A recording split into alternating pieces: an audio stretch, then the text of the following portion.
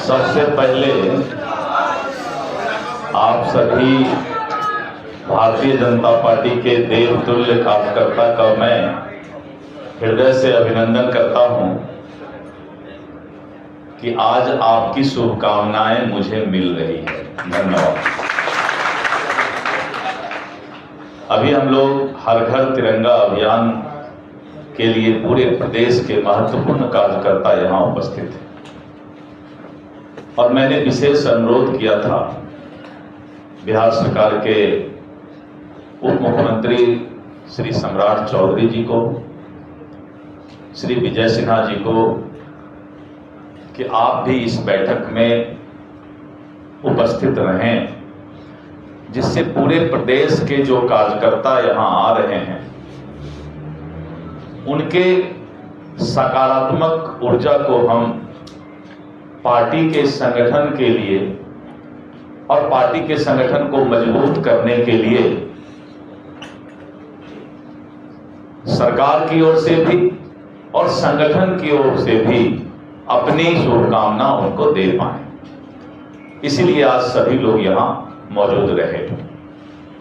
ऐसे हमारे भाई और बिहार सरकार के उप मुख्यमंत्री, विधानमंडल दल के नेता श्री सम्राट चौधरी जी, इस कार्यक्रम के प्रभारी और प्रदेश के महामंत्री श्री शिवेश राम जी, श्री जगन्नाथ ठाकुर जी, श्री मिथिलेश तिवारी जी, श्री राजेश वर्मा जी, श्री राधा मोहन शर्मा जी, ओम प्रकाश भुवन जी, बहन पिंकी कुशवाहा जी, सतपाल नरोत्तम जी, प्रदेश के सभी वरिष्ठ पदाधिकारीगण, प्रदेश मोर्चा के अध्यक्ष एवं उनके प्रभारीगण, प्रकोष्ठ के संयोजक, जिला अध्यक्ष, जिला प्रभारी और प्रत्येक जिला से आए हुए हर घर तिरंगा अभियान के इस टीम के 5 सदस्यगण, उपस्थित सभी हमारे क्षेत्रीय प्रभारी और सह प्रभारी भी हैं ना, क्षेत्रीय प्रभारी, सह प्रभारी, सर्वज्ञो देवज्ञो नमः, अगर किन्हीं का नाम छूट गया तो सभी लोगों को मैं आज यहां पर आज हृदय से अभिनंदन करता हूं। केंद्रीय नेतृत्व ने आज प्रदेश अध्यक्ष की जिम्मेवारी मुझे दी है। भारतीय जनता पार्टी में कोई पद नहीं होता है, जिम्मेवारी होता है, चुनौती होता है, और इस चुनौती को मैंने आपकी ताकत पर स्वीकार करके प्रदेश अध्यक्ष की जिम्मेवारी स्वीकार की और मैंने कोशिश किया है कि जिस दिन से मैंने प्रदेश अध्यक्ष की जिम्मेवारी संभाली है, सरकार और संगठन दोनों मजबूती के साथ आगे बढ़े।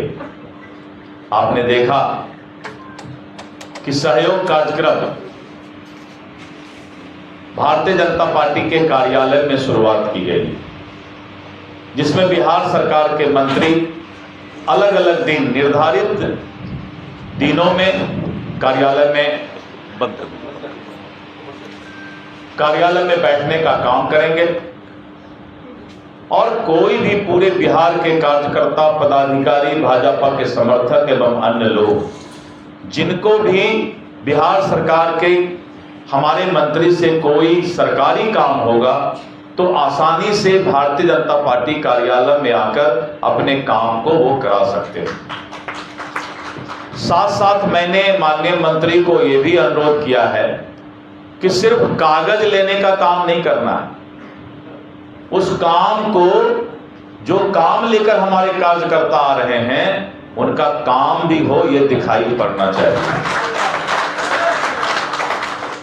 और आप देख रहे हैं कि सरकार एनडीए की सरकार है, जैसा कि हमारे माननीय उप मुख्यमंत्री जी ने आपको बताया।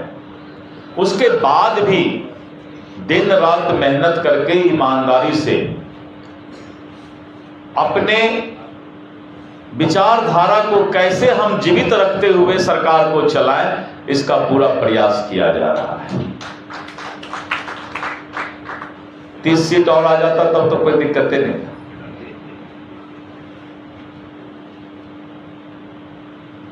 पूरा देश की जनता जो कि राष्ट्रवाद के समर्थक हैं, जब रिजल्ट आया केंद्र का तो स्तब्ध रह गया, क्योंकि उसे लगा कि काश जो लोग राष्ट्रवाद के समर्थक वोट डालने नहीं जा सके, उनको लग रहा था कि हमें बहुत भारी समर्थन आने वाला है, इसलिए थोड़ा उदासीन हो गए थे और बाद में स्तब्ध रह गए कि राष्ट्रवाद कमजोर हो गया। और आज हमारे कार्यकर्ता, आज अगर इलेक्शन करा दिया जाए लोकसभा का, तो आज हमारा जो नारा था उससे ज्यादा हम सांसद लाके जिता के दिखा सकते हैं, क्योंकि मन में कसक रह गई, मन में आग का कसक रह गया कि हम लोग कुछ न कुछ कहीं न कहीं कमी रह गई हम लोगों। लेकिन चलिए, ये राष्ट्रवाद की आग इसलिए नहीं बुझने वाला है कि हमारे स्वतंत्रता सेनानियों ने अपने जिंदगी की कुर्बानी देकर, जीवन को न्यौछावर करके इस देश को आजाद कराया है। आज 75 वर्ष बाद भी हम मुगल सराय स्टेशन का नाम मुगल सराय बोला करते थे। मुगल कहां चला गया? जिस मुगल ने हमारे बहू बेटी की इज्जत लूटी, जिसने गुलाम बनाया, और कांग्रेस क्या करता था? बनारस के बगल में था ना भाई, मुगल सराय स्टेशन, मुगल सराय। लेकिन जब भारतीय जनता पार्टी की सरकार आई तो उसका नाम क्या हो गया? पंडित दीनदयाल उपाध्याय। ये राष्ट्रवाद है जिसकी गुलामी हमने किया। आज भी देश के अंदर उसी लोगों का नाम चारों तरफ आपको दिखाई पड़ेगा। ये कांग्रेस के सरकार में और भारतीय जनता पार्टी के संस्कार में फर्क है। और जिस तरह से तुष्टीकरण की राजनीति इंडी गठबंधन के लोग इस देश में कर रहे हैं, देश कभी भी उसको माफ नहीं करेगा, माफ नहीं करेगा। इसीलिए ये कार्यक्रम हर घर तिरंगा, माननीय सम्राट जी और राधा मोहन जी दोनों लोगों ने आपको बताया कि हर घर तिरंगा तो पूरे देश के एक एक नागरिक का फर्ज है कि हम उन स्वतंत्रता सेनानियों को नमन करें और इस तिरंगा को लहरा करके देश में राष्ट्रवाद को पैदा करने का काम करें। इसलिए पार्टी के झंडा की जरूरत नहीं, हम तो देश का झंडा ही भाजपा का झंडा है। देश ऊंचा रहे, यही हमारा तो कर्तव्य है।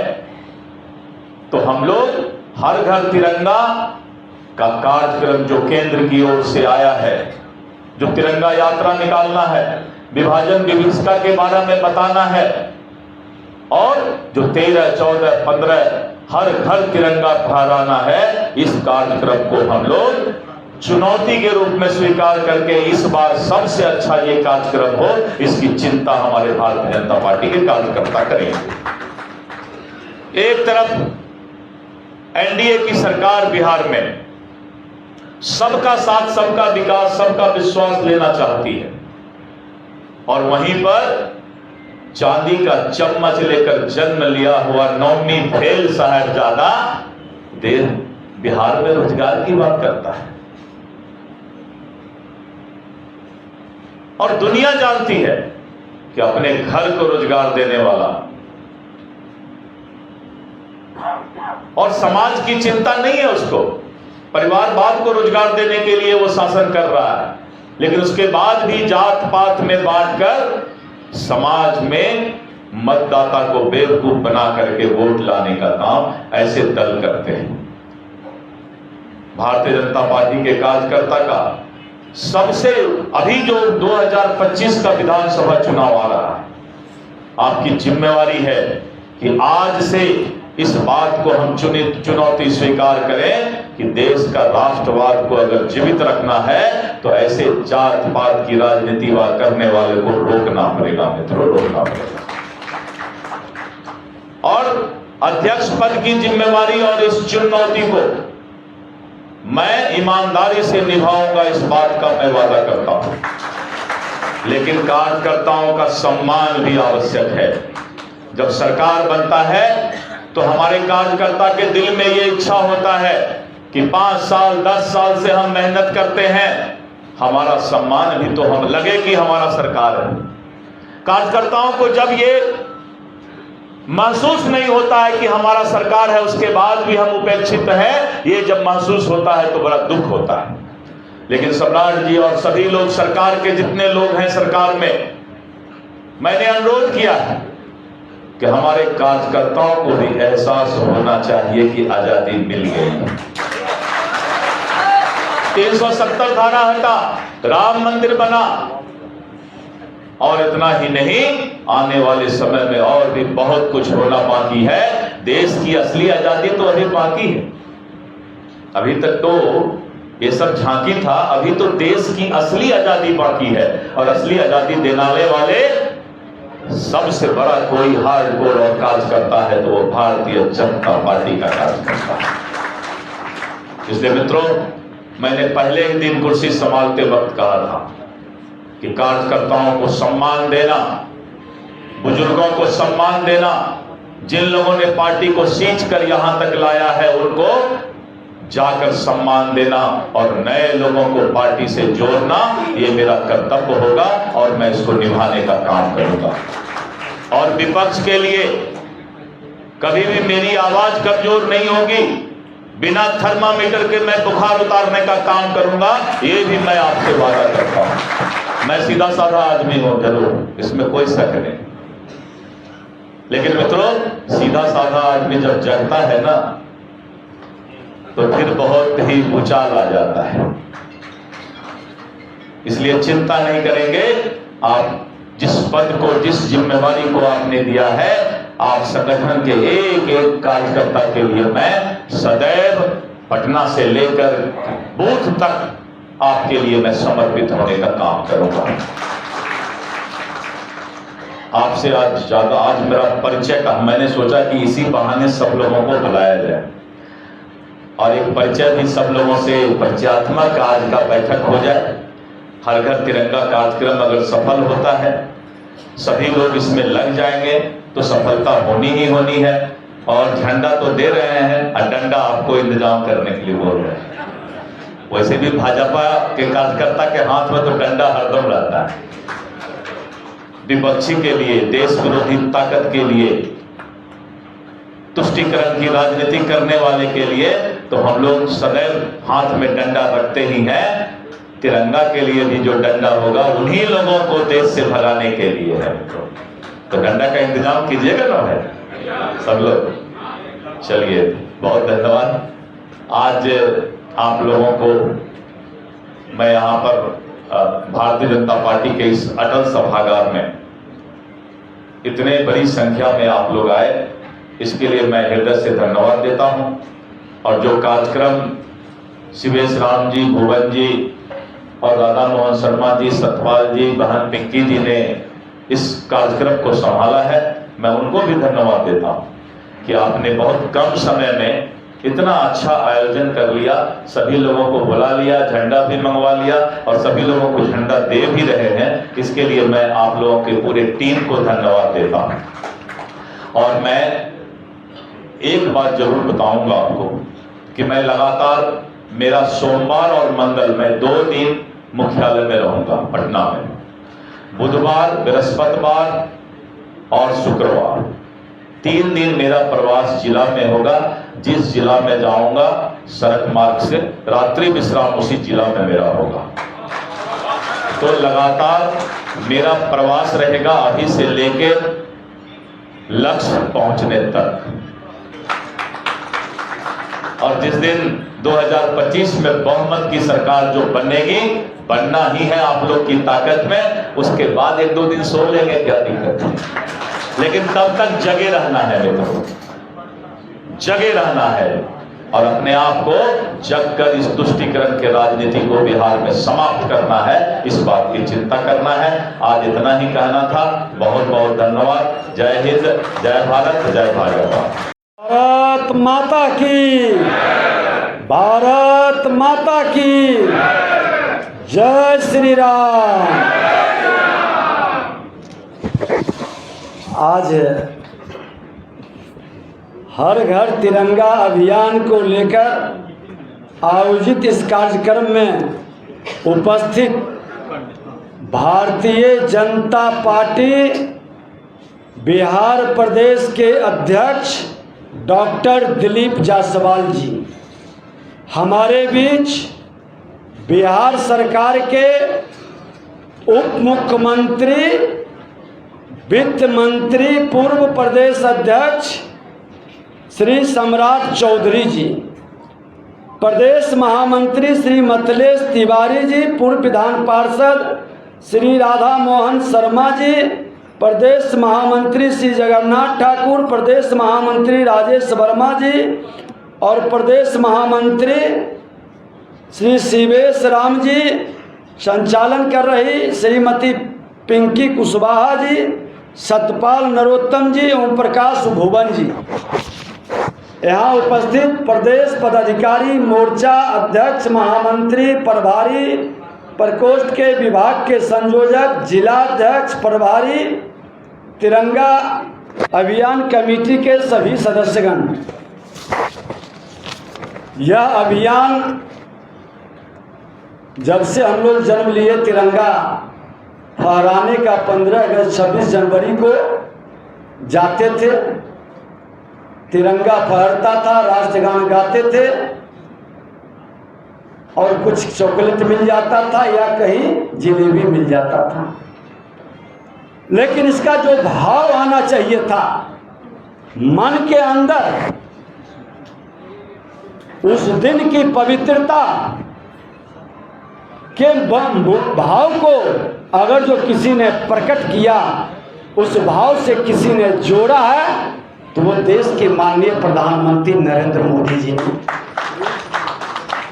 उनके नेतृत्व में हर घर तिरंगा भारत की एकता अखंडता का परिचायक है।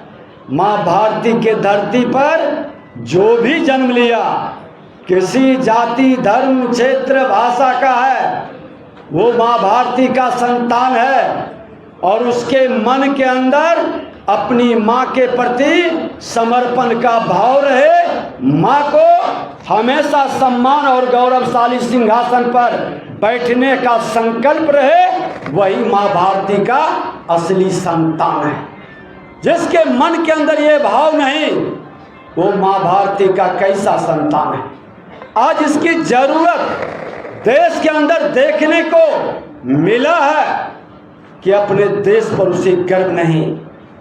आज गर्व होता है अपने परिवार पर, अपने जाति पर, अपने धर्म पर, लेकिन अपनी माँ भारती के धरती पर जिसे गर्व नहीं, वह माँ भारती का संतान नहीं। और वैसे लोगों के मन के अंदर यह भाव उत्पन्न करना इस तिरंगा अभियान का उद्देश्य है। उसके मन के अंदर इस भावनाओं के दीप को जला देना, हम तिरंगा यात्रा अभियान की सफलता प्राप्त कर ली। आज आज़ादी के अमृत महोत्सव के तत्वावधान में आयोजित यह अभियान अपने देश के लोगों को तिरंगे से व्यक्तिगत जुड़ाव का प्रतीक महसूस करता है। इस अभियान का मकसद लोगों में राष्ट्रध्वज के बारे में जागरूकता तो बढ़ाना है ही, देशभक्ति की भावना का प्रसार करना है। और इस प्रसार में हम स्वच्छता अभियान भी अपना रहे हैं। प्रधानमंत्री जी का आग्रह है कि हम 12 से 14 अगस्त स्वच्छता अभियान, ये स्वच्छता अभियान हमारी गांव के गलियों के घर के अंदर की गंदगी ही नहीं हटाएगा, हमारे मन के अंदर की मलिनता को भी मिटाएगा। समाज के अंदर जो विकार ग्रसित कर गए, जो जाति का जहर का लहर के कहर से आज बिहार ही नहीं देश को प्रभावित करने का माहौल खड़ा कर दिया है, उस गंदगी को भी स्वच्छता अभियान में बाहर करना, ये मेरा उद्देश्य होना चाहिए। ये माहौल खड़ा करना चाहिए। आज हमारा तिरंगा यात्रा के मैं बता दूं कि गंदगी, करप्शन और अपराध सबसे बड़ी गंदगी समाज का है। आज सुखद संजोग है कि कैबिनेट से हम तीनों व्यक्ति, प्रदेश अध्यक्ष जी, पूर्व प्रदेश अध्यक्ष जी और मैं तीनों कैबिनेट से आ रहा हूं और कैबिनेट में एक बेहतर अभियान का शुरुआत भी होने जा रहा है। मुहर लग गई है। वित्त मंत्री के नाते विस्तार से वो बताएंगे कि देसी अपने बिहार के अंदर बने हुए प्रोडक्ट को कैसे हम प्राथमिकता देंगे। और हमने भी खनन विभाग के अंदर इस माफियाओं को पहले ही सावधान किया था। और इस अभियान में मैं सिर्फ पुलिस के भरोसे नहीं बैठ सकता। इस अभियान में माँ भारती के से जुड़े नौजवानों को भी जोड़ रहा हूँ। जो भी अवैध खनन पकड़ाएगा, जो भी ट्रक पकड़ाएगा, उस ट्रक पर 10 लाख रुपया की तो फाइन होगा ही, 10,000 रुपया इनाम देंगे। ट्रैक्टर पकड़ाएगा, 5,000 रुपया इनाम देंगे। कोई अपराधी अवैध खनन वाला अब रोड पर घूमते नजर आएगा तो मेरा बिहार का बिहारी बेटा मोबाइल में कैद करेगा।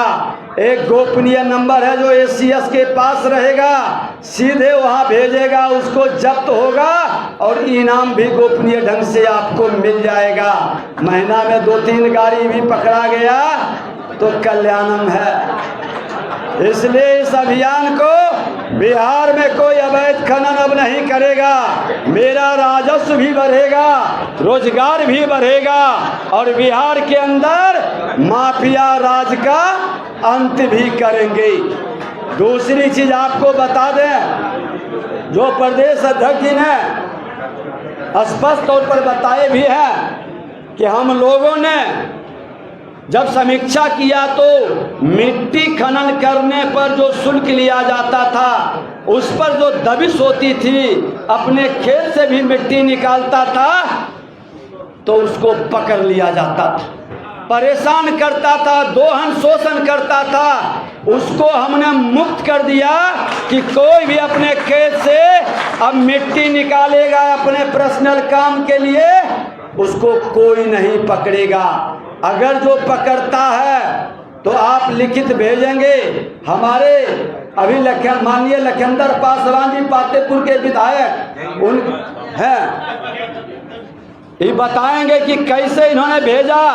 और मैंने खनन पदाधिकारी पर तो स्पष्टीकरण लिया ही, जो थाना प्रभारी 1 लाख मांग रहा था। डीएम के नेतृत्व में स्पेशल कमेटी गठित करके कार्रवाई के लिए भी लिख दिया। इनका जेसीबी इमीडिएट जिसका पकड़ाया था छोड़ा गया। कोई अब गलत नहीं करेगा। एक चीज और बता दें आपको कि बालू खनन करने वाला लोग पर तो नजर है ही, लेकिन ये व्यापार प्रभावित नहीं हो, इस व्यापार को हम उद्योग में बदल दें, उसको पूरी सहूलियत भी देने जा रहे हैं, उसको मदद भी करने जा रहे हैं। और गाड़ी हमारा एक व्यवसाय है, कई लोग गाड़ी से जुड़े हैं, उसको भी थाना से मुक्ति के लिए एक अभी और नियमावली आने जा रही है, उसके बाद उसकी जिक्र करेंगे। एक तरह से बिहार के अंदर भ्रष्टाचार पर चोट शुरू हो गई। माफियाओं को उसका साम्राज्य खत्म करने का 80% माफिया राजद से जुड़े लोग हैं। 2, 4, 5, 10% लोग जो राजद से इधर उधर आ गए हैं गठबंधन में, हम उसकी चिंता नहीं करते। ऐसे भी वो लोग जब भाजपा में आते हैं तो सुधर जाते हैं। भाजपा सुशासन के लिए संकल्पित है, भाजपा दुशासन के लिए काल बनेगा। और देश के प्रधानमंत्री नरेंद्र मोदी जी ने कहा है कि भ्रष्टाचार मुक्त बिहार, भ्रष्टाचार मुक्त देश और अपराध मुक्त बिहार बनाने के संकल्प को हम साकार करेंगे। ये तिरंगा यात्रा हमको आपको मिलकर करके हम आप तो समर्पित हैं ही कि तेरा वैभव अमर रहे माँ, हम दिन 4 रहे न रहे, हर बलिदान देने के लिए तैयार हैं। लेकिन जिसके मन के अंदर ये भाव नहीं पैदा होता है, उसके मन के अंदर भाव पैदा कर देना, हमारे नेतृत्व के विश्वास को आगे बढ़ाना, यही हमारी सबसे बड़ी पूंजी और सफलता का माध्यम बने। इस काम को आगे करना है। ये तिरंगा तीसरी बार प्रधानमंत्री बनने का एक बड़ा उत्साह और उमंग के साथ इस अभियान को आगे बढ़ाएं, यही हमारी शुभकामना है। बहुत बहुत धन्यवाद। अभी जाना, हम तो पूरे समय रहना चाह रहे थे, लेकिन कुछ व्यवस्था है, बैठक पहले से तय है, तो इसलिए क्षमा चाहते हुए भारत माता की और जय श्री राम का नारा लगा है, तो बिहार में अब जय सिया राम, जय जय सिया राम। बहुत बहुत धन्यवाद। बोले भारत माता की, हर हर महादेव। आज हर घर तिरंगा यात्रा के इस कार्यक्रम में, इस कार्यक्रम की अध्यक्षता कर रहे भारतीय जनता पार्टी के प्रदेश के अध्यक्ष, बिहार सरकार के मंत्री आदरणीय डॉक्टर दिलीप जायसवाल जी, इस मंच पर उपस्थित पार्टी के महामंत्री आदरणीय जगन्नाथ ठाकुर जी, आदरणीय मिथिलेश तिवारी जी, आदरणीय शिवेश राम जी, आदरणीय राजेश वर्मा जी, इस पूरे कार्यक्रम को जो देख रहे हैं उसमें राधा मोहन शर्मा जी, पिंकी कुशवाहा जी, ओम प्रकाश भुवन जी, सतपाल नरोत्तम जी और इस सभा हॉल में उपस्थित सभी पदाधिकारीगण, सभी मोर्चा के अध्यक्षगण, प्रभारीगण, उनके महामंत्रीगण, विभाग प्रकोष्ठ के संयोजक, प्रभारीगण, जिला के अध्यक्षगण, जिला के प्रभारीगण, प्रत्येक जिले से 5-5 की संख्या में हर घर तिरंगा टीम के कार्यकर्ता साथियों, आज भारतीय जनता पार्टी ने जरूर इस लक्ष्य को रखा है, लेकिन ये मेरा मानना है, ये भारतीय जनता पार्टी का कार्यक्रम से बड़ा ये राष्ट्र का कार्यक्रम है। और इस कार्यक्रम को हम पार्टी के, जैसा कि राधा मोहन जी ने स्पष्ट तौर पर आपको 3 बार समझाया है कि किसी भी स्तर पर पार्टी के झंडे के तहत कोई कार्यक्रम नहीं होगा, बैनर के तहत नहीं होगा। और ये पूरी तरह भारत के गौरवशाली इतिहास, भारत का जो प्रतीक है तिरंगा, इसके सम्मान में ये पूरे कार्यक्रम किए जा रहे हैं। और स्वाभाविक तौर पर आपको 6 तारीख से ही, आज के ही दिन से, आज तो प्रदेश अध्यक्ष जी ने आपको यहाँ बैठक में बुलाया और कल से इस अभियान को नीचे स्तर पर, कई जगह पार्टी के स्तर पर तिरंगा झंडा भी आपको देने का काम किया जाए, लेकिन हम नीचे के समूह, अभी तक तो भारतीय जनता पार्टी के कार्यकर्ता ने नीचे ही झंडा कलेक्ट करके वहां पर झंडा लगाने का काम किया है। और जो पत्रक में आपको उपलब्ध है, सब आप लोग जानते हैं, कई चीजों का मार्गदर्शन सभी नेतागण ने आपको दिया है। मेरा सिर्फ एक आग्रह है कि भारतीय जनता पार्टी की पूरी टीम, जिला अध्यक्ष जी, जिला प्रभारी से विशेष तौर पर आग्रह कर रहा हूं कि आप पूरी एक मैकेनिज्म बनाएं कि हम बूथ तक, बूथ पर झंडा फहराएं, बूथ की कमेटी रहे, बूथ के लोग रहें और बूथ पर स्वच्छता अभियान चले। देखिए, 1 साल हमारे पास अगले चुनाव 2025 में विधानसभा का होना है और इस पूरे स्वरूप में देश के यशस्वी प्रधानमंत्री जी लगातार बिहार के विकास के लिए काम कर रहे हैं। लेकिन राष्ट्रवाद, जब भी राष्ट्रवाद घटेगा तो धर्मवाद आएगा और धर्मवाद जब घटेगा तो जातिवाद आएगा। अब हम कहां चुनाव को ले जाएं, ये हमको और आपको तय करना है। हम यदि जातियों में बंटना चाहते हैं, जो पिछले चुनाव में हुआ, तो हमको सोचना पड़ेगा। हम राष्ट्रवाद और धर्मवाद, ये पूरे स्वरूप को, क्योंकि राष्ट्र के निर्माण की चर्चा हम सभी साथी करते हैं, और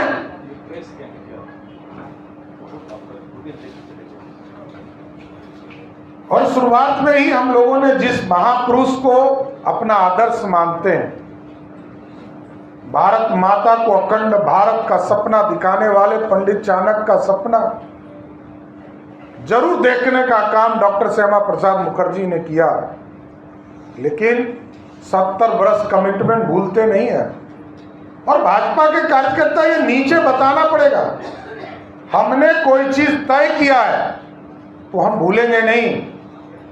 हम 1952 में भी वही बोली बोलते थे जो आज 2024 में बोलते हैं, और हमारा 3 ही बड़ा सपना है, 2 तो आपने पूरा कर लिया, चाहे वो 370 हटाकर अखंड भारत का सपना पूरा किया और 370 को उखाड़कर कचरे के ढेर में फेंकने का काम मोदी की सरकार ने किया था।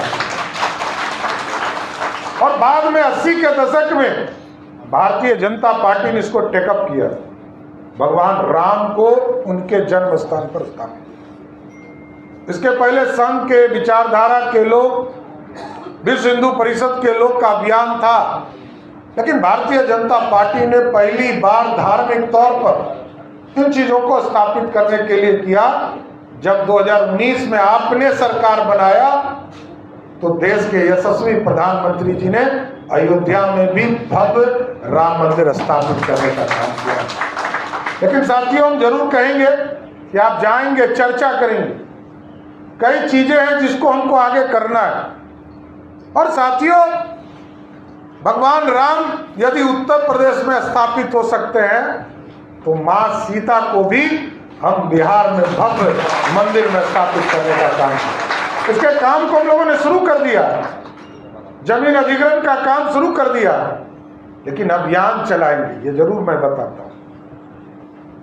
सरकार राशि दे सकती है, सरकार बना भी सकती है, लेकिन भारतीय जनता पार्टी, विश्व हिंदू परिषद, संघ के विचारधारा के लोग यदि पूरी तरह बिहार में अभियान नहीं चलाइएगा तब तक जनमानस तक हम पहुंचने का काम नहीं कर पाएंगे। इसलिए इस अभियान को भी लेंगे। नवंबर के बाद इस अभियान की शुरुआत भी हम लोग करेंगे। अभी केंद्रीय नेतृत्व से इस पर चर्चा हो रही है, प्रदेश अध्यक्ष जी जैसा उसमें अनुमति देंगे तो ये चीजें होगी, लेकिन स्थापित करना है। लगातार मैं अध्यक्ष रहा तो बहुत प्रेशर रहता था कि कार्यकर्ताओं का सम्मान बढ़ाना चाहिए। जल्दी आपको जरूर जिले के स्तर पर जो विश्वस्तरीय की टीम है उसको जल्द से जल्द हम आपका गठन करने की तैयारी करें। प्रदेश अध्यक्ष जी भी लगातार प्रत्येक 1-2 दिन पर फोन करके कह रहे हैं जल्द से जल्द हो जाए। लगभग चीजें तैयार है, सरकार के लेवल पर इसको विचाराधीन भी किया जा रहा है। लेकिन देश के यशस्वी प्रधानमंत्री जी को भी धन्यवाद देना है साथियों। हम लोगों ने पिछली बैठक में धन्यवाद भी दिया था प्रधानमंत्री। हम गांव में चर्चा करें, गांव में चर्चा करें। आजादी के बाद इतनी बड़ी राशि कभी किसी बजट में नहीं मिला, और पहली बार लगभग 60,000 करोड़ रुपया बिहार जैसे राज्य को इस पूरे देश में सबसे ज्यादा। इसके पहले सरदार अटल बिहारी वाजपेयी और एनडीए ने ही 3 बार राशि दिया है साथियों, आज तक किसी सरकार ने नहीं दिया। सरदार अटल बिहारी वाजपेयी जी ने भी लगभग 4,000 करोड़ रुपया बिहार को दिया 2001 और 2 में। 3 वर्षों तक श्रीमती राबड़ी देवी खर्चा ही नहीं कर पाई। जब नीतीश कुमार जी और सुशील मोदी जी की सरकार बनी तब उसको खर्चा करना शुरू किया। ये है डेवलपमेंट। 2015 में आदरणीय प्रधानमंत्री जी ने 1.25 लाख करोड़ रुपया इस बिहार के राज्य को दिया साथ, जो पिछले 7-8 वर्षों में हम लोगों ने उसको उपभोग करके कहीं 4 लेन, कहीं 2 लेन और कहीं पर एनटीपीसी का प्लांट बनाने का काम। और हमारे लिए अभिशाप था। मैं आज भी कहता हूं, जिन लोगों ने भी 90 और 95 के पहले अपनी पढ़ाई पूरी की, उसके लिए कोसी हम लोग कहते थे अभिशाप है बिहार के लिए, और इस कमजोरी को ताकत बनाने का समय है। अब हम लोगों ने जो सरदार अटल बिहारी वाजपेयी जी का सपना था, और आज नरेंद्र मोदी जी तय कर चुके हैं कि नेपाल से जो पानी आती है, जो तबाही हमारे बिहार जैसे राज्य में करता है, उसका पूरा स्ट्रक्चर बनाएंगे। नेपाल से भी वार्ता चल रही है। इसके बावजूद लगभग 11,500 करोड़ रुपया हम लोगों ने अभी दिया है, जिससे हम अरे राज्य में, सीतामढ़ी में, मधुबनी में, सुपौल में और अररिया जिले में हम एक डैम बनाने का काम करेंगे, जिससे कि पानी को और इंटरलिंक भी करेंगे, एक दूसरे नदी को जोड़ने का भी काम करेंगे, जिससे कि बाढ़ आना कम हो जाए। और अभी बक्सर में पानी घुसता है सर, और सीधे बे ऑफ बंगाल चला जाता है, कहीं हम रोकते नहीं, पानी का कोई यूज नहीं। अभी जो हम लोगों को भागलपुर से, बक्सर से भागलपुर, और भागलपुर का मतलब भागलपुर शहर नहीं है, टिल इंड है, मतलब वो पिरपैती का जो पोर्शन है वो एकदम लास्ट छोर तक हम जाएंगे, जहां तक हमारा बिहार है। हम पूरी तरह 4 लेन एक्सप्रेसवे बनाएंगे, जो दोनों साइड की पानी को, चाहे वो सोन नदी हो, चाहे वो पुनपुन हो, क्यूल नदी हो, चाहे वो बड़ुआ नदी हो, चाहे वो चानन हो, ये सबको हम लोग उसकी इम्बैंकमेंट को क्लोज करेंगे। ये जो वाटर लेवल पूरे साउथ बिहार का डाउन जाता है, इस सबको पानी करके रिवर्स करना है। और 4 लेन की सड़क भी बनेगी, एक्सप्रेसवे भी बनेगा, ग्रीन कॉरिडोर भी बनेगा, पूरा वाटर को एक पूरा मैनेजमेंट भी मिलेगा, और वाटर ट्रांसपोर्टेशन को ताकत भी मिलेगा। ये पूरा सिस्टम क्रिएट किया है, और ये सिर्फ साउथ बिहार की नहीं चिंता है, इसको नॉर्थ बिहार में भी करना है।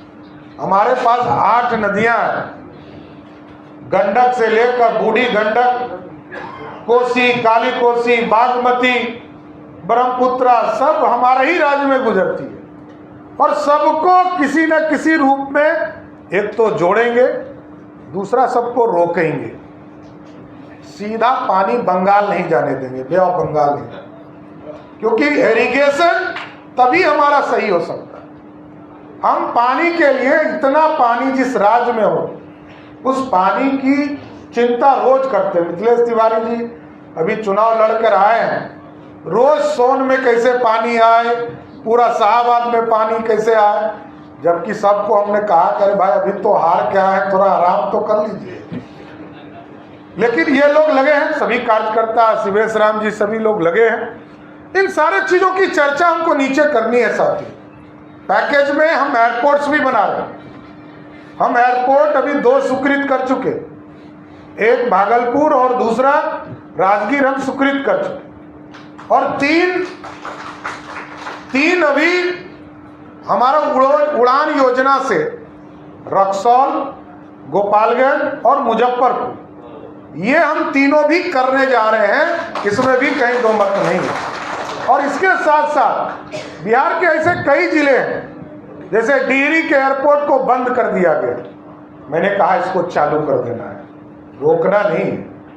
पूरे शाहबाद में एक ही जगह है जहां एयरपोर्ट्स बनाए जा सकते। बेगूसराय की चर्चा आदरणीय गिरिराज जी से भी हुई, वो भी चाहते हैं कि बेगूसराय, तभी तो वहाँ राशि भी अलॉट हम लोगों ने कर दिया है, लगभग 4.5 करोड़ रुपया वहाँ की बाउंड्री का काम शुरू किया है। तो ये सब भी चीज़ें हम लोग को स्थापित करना है। सहरसा है, तो ये लगभग 7-8 जगह पर एयरपोर्ट्स की निर्माण के काम चल रहे हैं। इसके साथ साथ साथियों, हम लोग विश्वकर्मा योजना हम लोगों ने आपसे फॉर्म भरवाया है, और मैं उस पॉइंट पर आ रहा हूं। एकदम मैं आ रहा हूं, मैं तो आ ही रहा हूं। मेरा मानना है एकदम प्रदेश अध्यक्ष जी एक कमेटी जो पहले से काम कर रहा होगा ये आप बना दीजिए। विश्वकर्मा योजना में मैं जानता हूं, मेरे पास सब रिपोर्ट है, किसने फॉर्म सबसे अधिक भरा है। जिसने भरा है उसका रिपोर्ट मैं बताऊंगा तो आपको चिंता हो जाएगी, समझ गए ना। 43% ऐसे लोगों ने वोट किया है, फॉर्म भरा है, जिसकी चिंता हम लोग नहीं कर सकते, बात स्पष्ट है। लेकिन मैं आप लोगों से आग्रह करने आया कि अध्यक्ष जी एक कमेटी बना दीजिए, 3 मैन कमेटी, एकदम जिला अध्यक्ष, क्योंकि उस मेंबर हैं उस टीम के, 3 मैन कमेटी के। सभी जिले में हमारे एक अध्यक्ष, एक महामंत्री और एक ओबीसी मोर्चा के अध्यक्ष, ये तीनों कमेटी में सदस्य हैं।